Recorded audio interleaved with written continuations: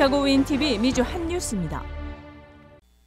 최근 시카고 케네디 공원 한국전 기념비에서 열린 휴전 69주년 행사에서 어처구니 없는 일이 발생했습니다. 한국전쟁 참전용사 한인 3명을 포함 10명의 참전유공자를 환영하는 자리에서 뜬금없는 일본 아베 신조 전 총리 추모식이 열린 것입니다. 1930년대에 태어나 일제강점기를 몸소 겪으신 3분의 한인 참전용사자들은 행사 도중 휘날리는 일장기에 당혹감을 감추지 못했습니다. 1시간 남짓한 행사에서 무려 20분이나 계속된 아베 추모식은 일본 대리 총영사의 감사 인사로 마무리됐습니다.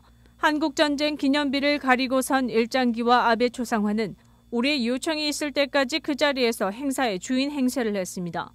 기쁜 마음으로 자리에 참석한 어르신들은 주최 측에 일장기를 내리고 한국전 기념비에 떡하니 올려진 아베 사진을 내려달라 항의했습니다. 이런 불상사에 가장 먼저 나서야 할 한국 영사관과 한인회는 항의는커녕 자리에 참석조차 하지 않았습니다. 행사를 마치고 돌아오는 길 참전용사 3분은 히노마루 일장기가 우리를 여기까지 따라온다며 아쉬운 마음을 토로했습니다. 우선 주최 측의 한국전 기념 행사에 어쩌다 아베 추모식이 열렸는지 문의를 한 결과 해당 추도식을 이끈 스태프들과 일본 영사 측이 적극적으로 나서 도왔다며 한국과 일본의 식민지 탄압과 같은 일이 있었는지 몰라 생긴 실수라는 답변이 돌아왔습니다. 이어 기념식에서 일어난 일로 심기가 불편했을 참전용사 어르신들과 한인 커뮤니티에 사과의 말을 전한다고 알렸습니다.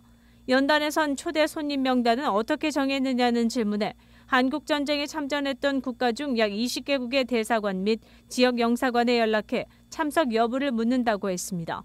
한국 측 공식 인사의 참석은 지난 몇 년간 전무했다고 덧붙였습니다.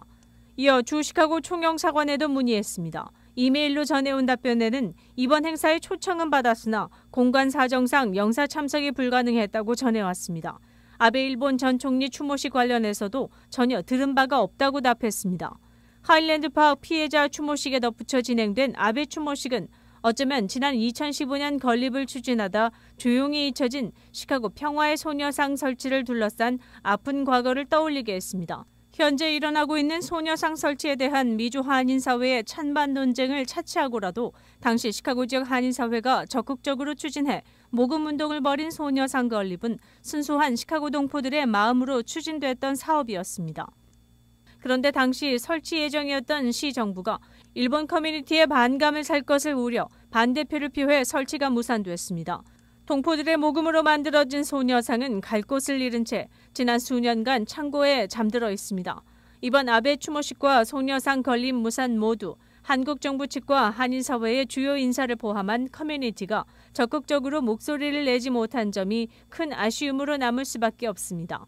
커뮤니티 규모로만 본다면 일리노이주에 거주하고 있는 한인 수가 일본계 아시안에 비해 2배 가까이 많습니다. 하지만 한국계에 비해 오래된 이민 역사와 지역사회와 경제에 적극적으로 참여해온 일본계 주민의 입김을 무시할 수 없다는 게 주류 사회의 입장입니다. 해당 기사를 취재한 최주연 기자는 한국일보 기자수첩을 통해 아픈 역사를 딛고 지금에 이른 대한민국과 한인 동포 사회가 관련 단체들의 관심 부족으로 혹은 리더십의 부재로 이런 실수가 더 이상 반복되지 않기를 간절히 바란다고 전했습니다.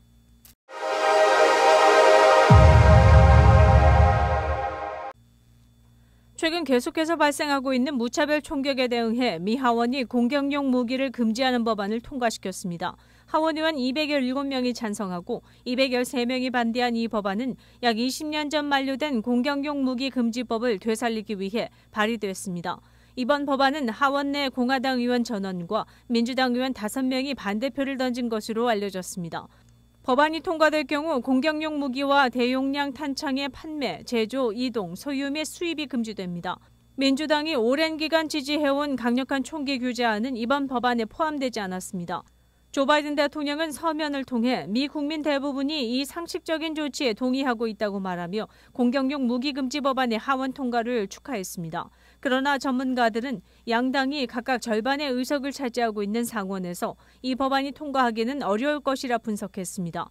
11월 중간선거를 앞두고 민주당은 일리노이주 하일랜드 파크 무차별 총기 난사, 텍사스 초등학교 총기 난사 사건 등 계속되는 총격 참사를 막기 위한 노력으로 이번 법안을 통과시켰습니다.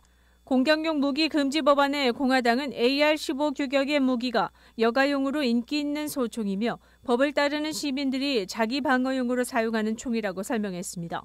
이어 공화당 측은 이번 공격용 무기 금지안이 범죄의 근본적 원인은 제쳐둔 채 총기에 대한 국민의 권리를 침해하려는 진보 진영의 공작이라며 반대 목소리를 높였습니다. 한편 지난달 독립기념일 무차별 총기 난사가 발생한 일리노이주에서는 지난 주말 또 다른 총격 사건이 발생해 주민들의 우려의 목소리가 높아지고 있습니다.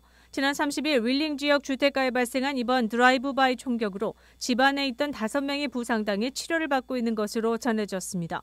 경찰 당국은 사건 이전 근교의 한 술집에서 두 그룹 간에 말다툼이 있었던 것으로 파악하고 있습니다.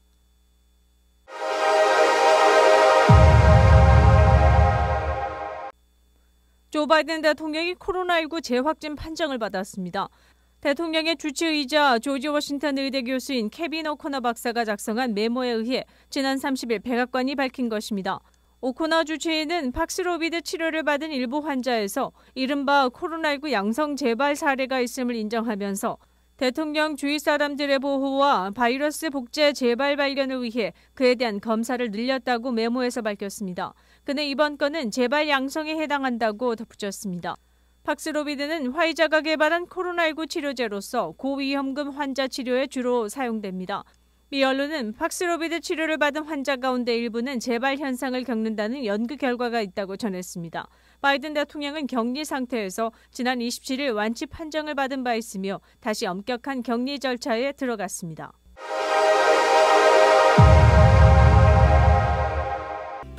윈TV 채널 24.5와 MCTV 채널 24.6 방송은 안테나를 이용한 공중파 방송을 통해 시청할 수 있습니다. 갑작스런 홍수로 최소 35명이 사망하고 수백 명이 실종된 켄터키주에 또 폭우가 쏟아졌습니다. 기상청은 이들 애펄레치아 산맥을 둘러싼 켄터키주 동부지방에 한랭전선이 몰아닥치며 시간당 최고 2인치 비가 내릴 것이라 예측했습니다. 강수 피해는 렉싱턴시와 켄터키 북부를 가로지르는 64번 주간고속도로 주변이 가장 클 것이라고 분석했습니다. 지난주 12인치 이상의 비로 사망자가 속출하고 교각이 끊기는 등 막대한 피해를 입은 켄터키 동부 지역 주민들은 수해 복구는커녕 추가 비 피해를 우려하는 처지입니다. 켄터키 브리스트 카운티 주검사 브랜드 밀러는 SNS를 통해 땅이 아직도 흠뻑 젖어 있다. 더 비가 와도 담아내지 못할 것이라며 참혹한 한 주였지만 희망을 잃지 말고 기도하라고 전했습니다. 같은 기간 홍수 피해를 입은 테네시, 웨스트버지니아, 미주리주 또한 1일 약간의 비가 내릴 것으로 예상되나 2일쯤 그칠 것이라 기상 전문가들은 분석했습니다. 계절성 폭우로 카지노가 잠기는 등의 수해를 입은 라스베가스시는 전력 공급 정상화를 비롯해 복원에 총력을 다하고 있다고 지역 언론은 전했습니다.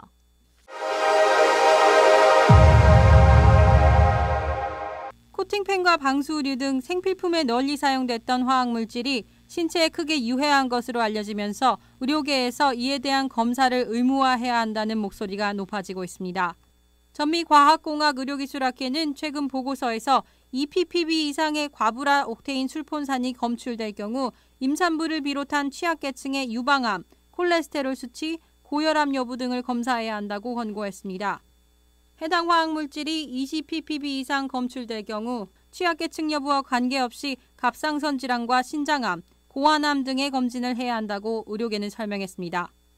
미 환경청은 총 9천여 종에 이르는 이 화학물질 가운데 약 600여 종이 여전히 방염 카펫, 방수 자켓, 패스트푸드 포장지, 눌어붙지 않는 코팅펜 등의 상품에 첨가되어 있다고 밝혔습니다. 최근 연구 결과에 따르면 이 화학물질에 대한 노출로 인해 630억 달러 규모의 의료 지출이 발생할 것으로 예측됩니다. 의료계는 또한 이 화학물질에 오염된 것으로 알려진 지역에 거주하거나 해당 화학물질에 노출되는 직군에 종사하는 경우에도 검사를 권고했습니다. 공항이나 군사주둔지, 하수처리장과 같은 시설 근방에 사는 거주민도 검사가 추천됩니다. 미 질병관리센터는 2000년대 후반 미국의 전 국민이 해당 화학물질에 노출되어 있다고 발표했습니다.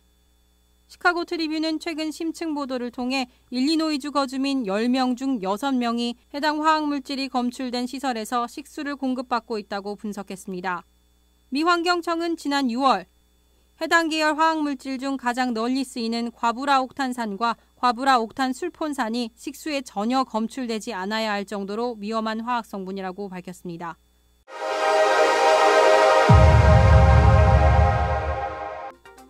코로나19 현황입니다. 미 전 지역 신규 확진 12,332명, 신규 사망자 수는 8명입니다. 일리노이주 신규 확진 2,903명, 신규 사망자 수는 1명입니다. 코로나19 관련 자세한 내용은 시카고 토탈닷컴을 통해 다시 볼 수 있습니다. 뉴스24에서는 여러분의 제보를 기다립니다. 제보 전화 847-290-8282번입니다.